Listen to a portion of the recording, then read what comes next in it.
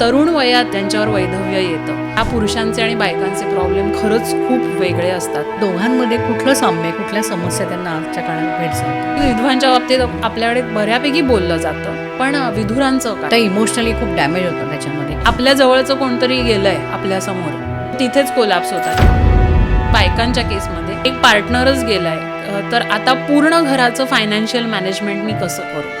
कारण तोपर्यंत त्यांना व्यवहार बाहेर काहीच माहीत नसतं. पुरुषांना मोहरी आणि जिरं यातला फरक माहिती नसतो. मुलगा मुलगी कितवीत शिकतायत हेही ठाऊक नसतं, कारण बायकोच सगळं मॅनेज करत असते. घरातल्यांचा देखील दृष्टिकोन बदललेला असतो. काही पुरुषांना डिझायर नसते परत लग्न करण्याची, तरी त्यांना फोर्स केलं जातं की मुलांचं कोण बघणार, तिची जबाबदारी आता आपल्यावरती पडेल ही भीती एक असते. करता पुरुष गेल्यावर सगळं तुमच्या डोक्यावर धाडकन कोसळतं एकदम. कोविडची लाट जेव्हा आली होती त्याच्या दुसऱ्या लाटी आय लॉस्ट माय हजबंड.